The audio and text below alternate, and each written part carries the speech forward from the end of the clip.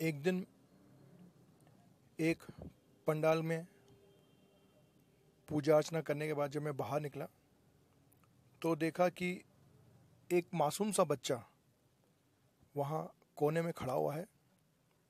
कई लोग आते जाते उसको प्रसाद जो मंदिर से बांट के आ रहे थे वो दे रहे थे, पर वो बच्चा उसे खा नहीं रहा था, जमा करता जा रहा था, इकट्ठा कर रहा था।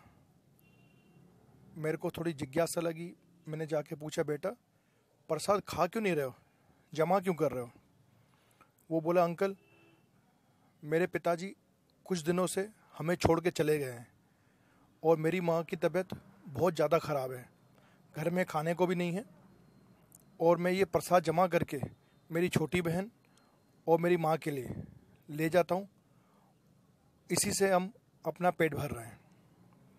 उसकी ये बात सुन के मेरे होश जैसे कि उड़ गए, आंखें नम हो गई, समझ में नहीं आया कि ये क्या हुआ। थोड़ा संभलने के बाद मैंने उस लड़के को अपने साथ लिया, उसके घर गया।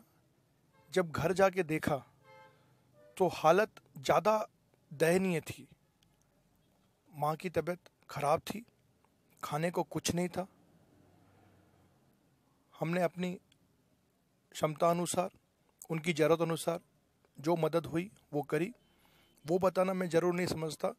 ये बताने का मेरा मैसेज केवल इतना था कि कई बार हम अनदेखा कर देते हैं ऐसे लोगों को जिनको ज़रूरत होती है हमारे थोड़े से ध्यान की, थोड़े से प्यार की, थोड़ी सी मदद की। उस औरत की ठीक करने में, उनके घर में खर्चा देने में कोई बड़ा लंबा खर्चा या बड़ा व्यय नहीं हुआ।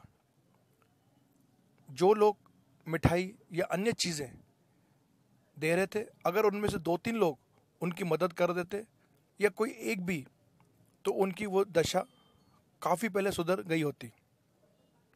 जब उस बच्चे से मैंने बात करी तो उस बच्चे ने एक चीज़ और बताई कि अंकल मैं नौकरी मांगने भी गया, पर मेरी उम्र देख के लोगों ने मुझे काम नहीं दिया और मुझे भीख मांगना नहीं आता, इसीलिए मैं प्रसाद इकट्ठा कर रहा हूँ। इतनी बात सुनने के बाद मुझे बहुत दुख हुआ। तभी जाके मैंने ये वॉइस रिकॉर्ड करने का सोचा कि ये मैसेज सब तक पहुँचे कि जो चीज़ हमारे लिए छोटी हो सकती है वही किसी के लिए बड़ी मदद हो सकती है। तो मेरा आपसे हाथ जोड़ के निवेदन कि कुछ ध्यान इस ओर भी दिया जाए। आते जाते जब भी हम मंदिर, मस्जिद, गुरुद्वारे, चर्च जाते हैं तो ऐसे लोगों के ऊपर भी थोड़ा ध्यान केंद्रित किया जाए कि जिन्हें हमारी मदद की ज़रूरत है, हमारे प्यार की ज़रूरत है, थोड़े से। मैं कमल राजनानी, Om Dhyan Kendra, lion city, marriage garden, Halalpura, Lalgadi, Bhopal, Madhya Pradesh से।